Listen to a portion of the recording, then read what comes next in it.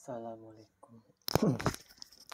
Assalamualaikum warahmatullahi wabarakatuh.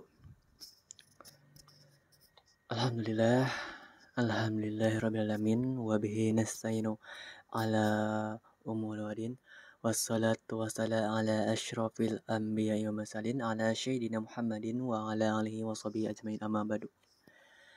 Yang pertama-tama, terima kasih kepada Bapak dosen pengampu, Bapak Nanang Abu Rahman, sebagai dosen pengantar teknologi informasi dan komunikasi. Ya, di sini saya akan membuat video tentang cara akses internet ya. Semoga di video ini bisa bermanfaat bagi yang melihat blog saya, bagi yang membaca yang saya ketikkan gitu. Semoga bisa menambah wawasan dalam pembelajaran ataupun dalam sebuah akses di internet ya. Yang pertama kita akan mengetahui itu cara akses internet ya. Untuk mengakses internet itu harus menggunakan atau membutuhkan Internet Service Provider atau ISP. Dari segi bagian teknologi, inti sebuah dari ISP yaitu hanyalah perantara router dan server yang dibantu oleh peralatan telekomunikasi untuk menyalurkan data. Sebagaimana peralatan besar ini dapat dibantu secara sederhana dengan menggunakan perangkat open source. Jaringan yang dapat digunakan untuk dapat mencapai ISP beragam, misalnya jaringan telepon, dial-up, jaringan seluler, GPRS atau 3G, ADSL, speed wireless, RT atau AirWinet, dan satelit. Metode akses internet yang paling banyak digunakan di Indonesia, yang pertama itu pasti di data seluler, terus yang keduanya itu di hotspot WiFi, terus yang ketiganya itu sambungan WLAN. Dan yang keempat modem atau dial-up, dan yang kelima yang tadi yaitu router atau pengiriman paket data. Jika ingin mengakses internet, pastikan dengan adanya media fisik, komunikasi sudah terhubung. Pada bagian sambungan telepon atau LAN, kabel-kabel harus terhubung ke tempat yang benar. Selain itu juga harus memerlukan sambungan ke provider atau ke hub. Pada sambungan WiFi hotspot kita harus terhubung ke akses point dari hotspot. Pada sambungan dial-up harus mendial ke ISP. Dan pada kabel LAN harus memiliki alamat IP address. Terus pembahasan yang kedua yaitu dari DNS ya, atau Domain Name Server ya. DNS sendiri itu lihat dari lembar poinnya, ialah sebuah sistem yang mengubah URL website ke dalam bentuk IP address. Tanpa DNS, Anda harus mengetik IP address secara lengkap ketika ingin menunjang sebuah website ya. Normalnya untuk mengakses internet, Anda perlu mengetik IP address sebuah website. Dengan cara ini cukup merepotkan, disebabkan ini yang artinya Anda perlu punya daftar IP address website yang dikunjungi dan memasukkan secara manual. Fungsinya yaitu sebagai berikut: meminta informasi IP address pada sebuah website berdasarkan nama domain, meminta informasi URL pada website berdasarkan IP address yang dimasukkan, dan mencari server yang tepat untuk mengirim ke email. Kelebihannya juga itu ada 4 ya, sebagai berikut. Yang pertama itu lebih mudah untuk berinternet karena hadirnya DNS telah berhasil membantani komunikasi antara pengguna internet dengan komputer. Yang kedua itu lebih konsisten dalam penggunaan karena dapat digunakan adanya nama DNS yang sama meskipun ada perubahan di IP address. Yang ketiga itu lebih mudah dikonfigurasi saat terjadi jika kendala IP address yang digunakan dan bisa menggantikan dengan IP yang berbeda dan dengan mudah. Terus yang keempat itu lebih aman ketika menggunakan sistem DNS, karena semua aktivitas transfer data online akan melalui server DNS yang terjaga-jaga keamanannya. Dan di bagian-bagian DNS itu ada 5 bagian ya, yaitu yang pertama root level domain yang merupakan bagian tertinggi dari hierarki DNS. Biasanya itu berwujud tanda titik di bagian paling belakang sebuah URL. Yang kedua itu top level domain, yaitu ekstensi yang berbeda di bagian depan root level. Domain ini terdapat dua jenis TLD yang umumnya dipakai keduanya, yaitu seperti generis top level domain GTL atau GTLD atau country code top level domain atau CCLTD. Yang ketiga itu second level ya. Second level domain ialah nama lain untuk domain itu sendiri ya. Itu sering digunakan sebagai identitas institusi atau branding. Dalam kasus URL Wikipedia URL yang dimaksud SLD adalah Wikipedia. Nah, yang keempat yaitu third level domain atau subdomain, merupakan bagian dari domain utama yang berdiri sendiri. Apabila domain ini diibaratkan sebagai rumah, subdomain ini salah satunya ruang khusus di rumah itu sendiri ya. Yang kelima itu host name atau bisa disebut dengan sesme. Ini merupakan bagian yang mengawali sebuah URL. Bagian ini menunjukkan sebuah fungsi dari sebuah website atau halamannya. Contoh paling banyak yang digunakan yaitu HTTPS atau Hypertext Transfer Protocol. Dan juga cara kerja DNS itu sebagai berikut. Yang pertama itu DNS query. DNS query itu merupakan istilah teknis untuk meminta informasi soal IP address. Tahap ini dimulai ketika Anda mengetik URL ke address bar. DNS server kemudian mencari informasi di file sort. Jika informasi yang dicari tidak ditemukan, server akan berusaha mencari kepingan informasi atau rekam informasi yang pernah tercatat di sistem atau di cache. Yang kedua yaitu recursive query. User memberikan hostname yang mana kemudian DNS resolver harus diberikan jawaban. Ada dua kemungkinan jawaban yang diberikan. Yang pertama itu DNS akan menyediakan informasi relevan setelah mencari root server ataupun authoritative name server. Kedua, browser akan menampilkan pesan error karena informasi tak ditemukan. Yang ketiga yaitu iterative query. User memasukkan hostname, DNS resolver akan mencari cache yang relevan di memori. Jika tidak berhasil, DNS resolver akan mencari informasi di root server atau di authoritative name server yang paling dekat dan relevan dengan DNS zone. Dan yang keempat yaitu non-recursive query. Ini merupakan proses pencarian informasi yang tercepat. Tipe ini tidak memerlukan pencarian di root server atau di authoritative name server karena ada data yang dicari tersimpan dalam cache. Yang kelima yaitu DNS resolver atau DNS recursive resolver. DNS recursive resolver merupakan tahapan pertama pencarian informasi. Ketika user memasukkan URL dan tidak menemukan hasil yang valid di cache, sistem akan mencari informasi dalam cache penyedia internet atau Internet Service Provider atau di ISP.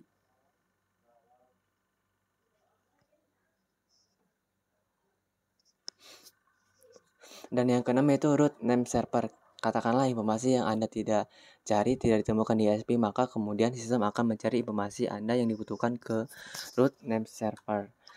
Root name server merupakan semacam database yang menjawab pertanyaan soal nama dan domain dan IP address. Server ini tidak memiliki jawaban tepat untuk mencari informasi yang dicari, akan tetapi server ini bisa diteruskan permintaan informasi ke pihak yang lebih mengetahui di dunia. Di dunia ini terdapat 3 root server yang bekerja, yaitu root server tersebut diurutkan secara alfabetis dari A sampai M.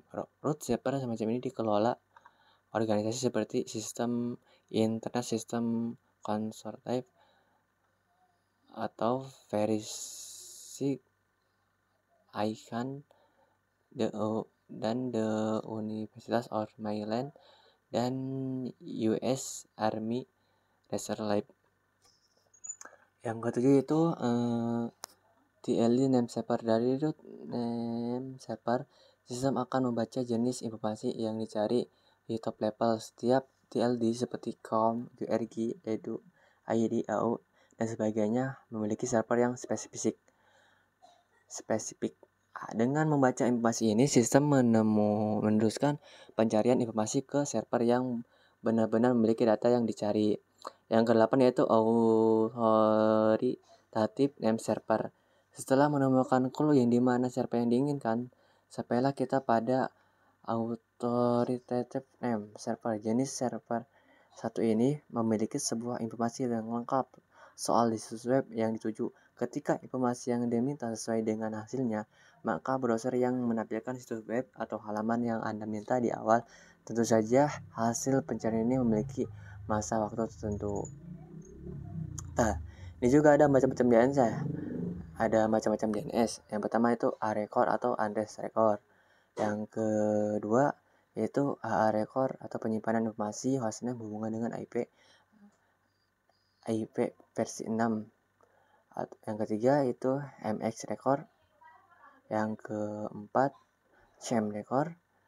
Terus ada juga yang NS record, VTR record, CRT record, SRV record, TXT record, dan SOS record. Cara setting DNS domain. Yang pertama, login ke cPanel. Yang kedua, cari bagian domain. Yang ketiga, klik join editor. Yang keempat, pilih domain atau klik manager. Yang kelima, tambahkan record sesuai dengan kebutuhan. Ada dari A4 kali, CA, CNAME, MX, SRP, atau TXT. Simpan rekor, tunggu waktu propagasi hingga 1 kali 24 jam. Setting DNS selesai dilakukan. Nah, ini ada juga. Kita lanjut ke bagian ini ya. Hosting ya. Hosting adalah sebuah layanan online yang digunakan untuk mengelola data situs atau aplikasi web oleh pengguna dan ditampilkan melalui via internet. File website yang tersimpan di dalam hosting berupa gambar, skrip, video, email, dan aplikasi database. Pada saat Anda menggunakan jaringan internet, akan ada mengakses sebuah situs maka hal yang pertama yang Anda lakukan menulis nama domain atau kata kunci yang tentu pada pencarian seperti Google ya. Terus kita ada juga di sini ya, ada fungsi-fungsi hosting. Itu yang pertama, membuat website. Tentu saja yang digunakan untuk menciptakan sebuah situs yang di dalamnya menyimpan banyak informasi dan dokumen terkait penggunaan atau bisnis, sehingga dengan menggunakan paket hosting, maka halaman web akan ditampilkan di pencarian agar dapat diakses oleh banyak pengunjung di internet. Yang kedua itu mengembangkan situs jual beli online. Jika Anda ingin membuat website toko online, sering disebut dengan e-commerce, Anda harus menggunakan hosting agar setiap informasi yang Anda cantumkan dapat terindeks dan dibaca oleh mesin pencari. Pengembangan website toko online mampu untuk menantangkan konsumen agar besar dan situs akan lebih dikenal oleh publik. Yang ketiga yaitu membuat email profesional. Untuk sebuah email profesional itu lebih dengan email perusahaan atau domain sendiri. Tujuan tentu saja untuk meningkatkan kreativitas bisnis dan terlihat lebih profesional. Misalnya saja support at name domain Anda atau com. Sebelum membuat email tersebut, pastikan Anda memiliki domain atau hosting. Ya, yang keempat yaitu mampu melindungi website dengan SSL. Ya. Untuk melindungi website dari serangan malware, virus, atau terindikasi dengan serangan DDoS atau terkena spam. Oleh karena itu, dengan adanya dukungan hosting, Anda dapat memasang SSL atau Secure Shortcut Layer supaya situs Anda lebih aman dan optimal. Yang keempat, yang pembahasan keempat itu istilah web hosting ya.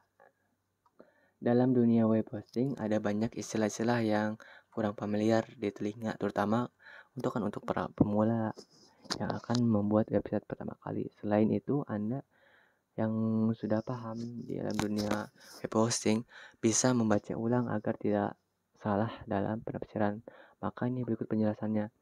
Yang pertama itu ada hosting. Ya, pasti tahu juga hosting ya. Hosting adalah sebuah penyimpanan file berupa teks, gambar, audio, video yang nantinya akan diakses oleh pengguna internet web lewat website. Yang kedua yaitu istilah web hosting lain yaitu share hosting. Share hosting adalah paket layanan hosting paling murah jika dibandingkan dengan lainnya. Share hosting ini ibaratkannya rumah kosan yang di dalamnya terdapat kamar-kamar yang disewakan secara terpisah. Share hosting ini adalah server yang di dalamnya gunakan lebih dari satu pengguna. Yang ketiga itu WordPress hosting. WordPress hosting adalah layanan hosting yang dikhususkan untuk pengguna WordPress. Fitur yang menjadi pembeda adalah optimasi khusus untuk WordPress cloud-based hosting, SSD ultrafast, CloudFrame, support HTTPS, SL, Lightspeed, EP atau bebas, set PHP, Broly image dan compression dan lain sebagainya. Yang keempat itu VPS atau Virtual Private Server adalah layanan server yang bersifat pribadi yang keseluruhan socketnya servernya digunakan khusus untuk pengguna saja, tidak digabungkan dengan pengguna lain, ibaratnya rumah. Nah, gitu. Terus ada lagi juga DiskSpace. DiskSpace adalah kapasitas ruangan yang disediakan oleh provider hosting. Beberapa data yang sering disimpan seperti teks, video, audio, program, software, dan lainnya sebagainya. Biasanya besaran disk space berbeda setiap paketnya. Terus yang keenam itu bandwidth. Bandwidth adalah besarnya volume data yang diakses pada website setiap bulannya. Umumnya bandwidth diberikan dalam hitungan gigabyte. Ada juga provider hosting yang memberikan layanan unlimited atau unmetered bandwidth untuk para pengguna hosting. Nah, agar aman, Anda bisa memilih layanan hosting dengan bandwidth unlimited. Terus yang ketujuh ada domain. Fitur pada hosting yang memungkinkan Anda untuk menambah sebuah dari satu domain sekaligus jika Anda membutuhkan banyak website. Yang ke-8 itu Parquet Domain. Parquet Domain adalah fitur pada hosting untuk menambahkan domain baru untuk mengakses domain utama website. Yang ke-9 itu DNS, Domain Name Server. Adalah fitur digunakan untuk mengubah alamat IP address ke alamat URL. Yang ke-10 yaitu RAM. RAM juga kan pasti udah tahu ya. RAM itu Random Access Memory adalah sebuah tempat penyimpanan sementara pada server hosting. Semakin besar RAM, maka website semakin cepat diakses, memperoleh banyak request dari pengunjung, dan juga menerima traffic yang tinggi. Yang ke-11 itu CPU Core.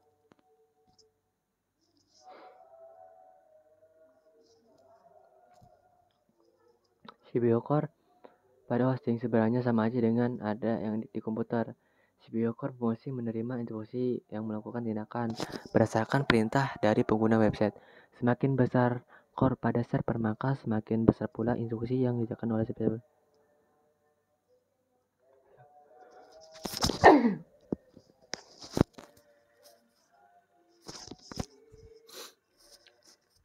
Yang ke-12 yaitu SSL. SSL atau Source Layer adalah lapisan keamanan tambahan untuk melindungi website. Yang ke-12 yaitu SSL. Yang ke-13 yaitu CMS atau Content Manager System, adalah software yang digunakan untuk membuat website otomatis tanpa perlu keahlian programan.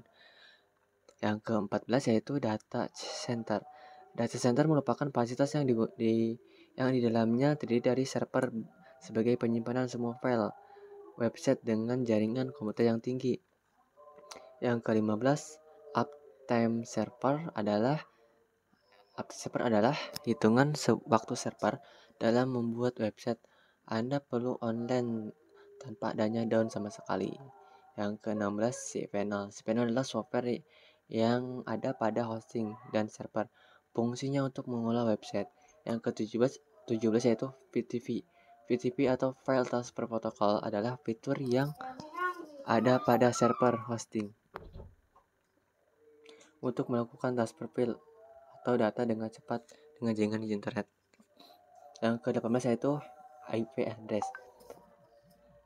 IP address adalah nomor yang digunakan untuk mengidentifikasi alamat komputer server pada jaringan internet. Ibaratnya IP address ini seperti alamat rumah. Satu dengan lainnya yang memiliki alamat yang berbeda. Yang ke-9 itu MySQL. MySQL adalah sistem manajemen database yang digunakan pada hosting untuk melakukan proses CRUD atau read, update, dan delete. Yang terakhir yaitu Softaclose. Softaclose adalah aplikasi auto install CMS yang ada pada hosting. Softaclose ini menyediakan berbagai script CMS yang Anda dapat dipilih, termasuk dalam WordPress. Nah, ini kita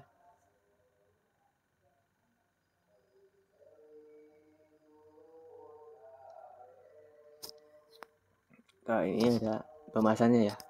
Ini yang semua di sini ada. Sorry tadi tidak di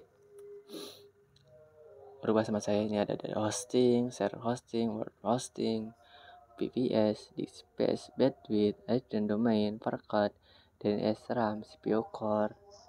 Dan yang terakhir yaitu kita ada pembahasan dari istilah fasilitas di internet. Nah, istilah dalam internet yaitu yang pertama situs web ya. Situs web adalah sebuah kumpulan dari web yang saling berhubungan yang dapat diakses melalui halaman depan, homepage atau www atau World Wide Web adalah sebuah istilah yang digunakan untuk sebuah bagian internet yang dapat diakses penggunaannya melalui web browser. Dan yang kedua, laman web atau web page adalah sebuah halaman yang ditampilkan pada suatu website internet. Yang keempat, yang ketiga, yang ketiga laman utama atau homepage adalah laman utama, halaman pertama atau halaman pembuka dari situs web. Yang keempat itu Paramanan web atau browser adalah sebuah program software yang digunakan untuk menjelajahi internet atau untuk mencari informasi dari suatu web yang tersimpan dalam komputer. Yang kelima yaitu mesin pencari web atau bisa dikenal dengan suatu Google atau apa, yaitu dikenal sebagai mesin pencari suatu fasilitas internet yang digunakan untuk melakukan pencarian produk, jasa, dan informasi dalam sebuah website. Dan ada juga sini ada fasilitas internet ya. Di fasilitas internet itu pasti ada juga seperti internet lancar, browsing, surfing. Yang kedua itu suatu elektronik, email. Terus yang ketiga itu ada chat atau chatting ya. Terima kasih untuk pembahasan sekarang. Mungkin sekian dari saya dari sini, mungkin dari video. Barangkali ada kesalahan atau yang kurang paham atau yang ada yang terlewatkan, mohon dimaafkan ya. Semoga dalam video ini bisa bermanfaat bagi yang membacanya, dan apabila ada kesalahan atau hal-hal yang kurang paham, mohon dimaafkan. Cukup dari saya. Wassalamualaikum warahmatullahi wabarakatuh.